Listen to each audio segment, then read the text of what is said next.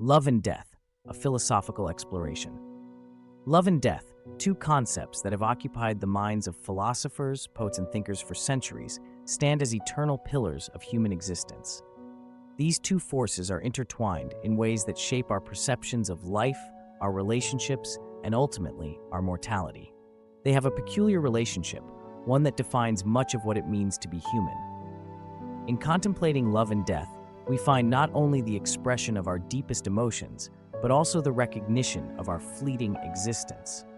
The Greek philosopher Plato once said that love is the pursuit of the whole, suggesting that love, in its purest form, is the search for completeness. This search can take many forms: the love between a parent and child, the connection between two romantic partners, or the affection between friends.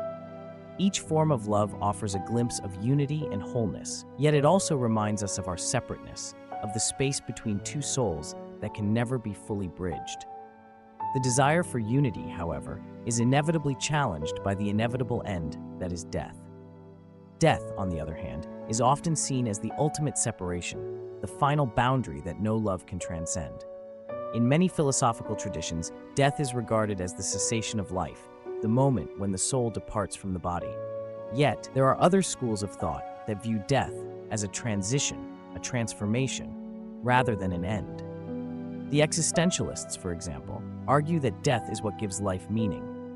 Jean-Paul Sartre famously suggested that we are condemned to be free, and in that freedom, we are always confronted with the reality of our mortality. This awareness of death, according to existentialists, propels us to live more authentically, to love more deeply, because we are aware that our time is finite. In romantic love, we often see a similar tension between the desire for permanence and the recognition of impermanence. We long for a love that will last forever, yet we know that time is a thief, and the passage of years can erode even the strongest of bonds. This paradox is beautifully illustrated in the works of William Shakespeare, particularly in his sonnets, where he reflects on the fleeting nature of beauty and love. In Sonnet 18, for instance, he writes, "So long as men can breathe or eyes can see, so long lives this, and this gives life to thee." Here, Shakespeare grapples with the tension between the eternal and the ephemeral, using poetry as a means to preserve the love that might otherwise be lost to time. This intersection of love and death forces us to confront the reality of loss. It is in the face of death that love often shines its brightest. Think of the love between parents and children, where the inevitable loss of a loved one becomes a source of deep reflection. The grief that accompanies death is not simply the sorrow of loss, but also the recognition of how deeply intertwined love and mortality are. To love is to expose oneself to the possibility of loss, and this vulnerability is both the source of great pain and great beauty. Philosophers such as Friedrich Nietzsche have suggested that death and love are part of the same cycle, both essential to the human experience. Nietzsche's concept of amor fati, or love of fate, invites us to embrace life, with all its suffering, love, and death, as an inseparable whole. By accepting both love and death as part of our existence, we are liberated to live more fully, to love more passionately, and to face death without fear. Nietzsche's perspective offers a powerful way to view our mortal lives, not as a tragedy, but as a dance between love and loss, between life and death. Yet, in considering these themes, we must also ask, how does our understanding of love shape our understanding of death? Does love make death more bearable, or does it deepen the pain of loss?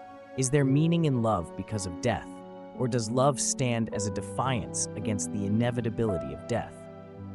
In the end, perhaps the true nature of love and death is not something that can be easily understood, but must be experienced. As we navigate our own lives, we must grapple with these questions. How do we love in the face of death? Can love transcend death, or is it the very awareness of death that makes love so precious? Is the fear of death a hindrance to love, or does it enhance the urgency and intensity with which we love? Perhaps it is only through our recognition of death's certainty that we are able to fully appreciate the depth and beauty of love. These are questions that, like love and death themselves, have no definitive answers, but they're questions worth pondering as they offer us a deeper understanding of the human condition. In the end, it is the tension between love and death, between the eternal and the ephemeral, that makes life worth living. If you're not subscribing to the Yusafi channel, you're probably never going to see us again. But if you are, then congratulations, you're learning something new every day.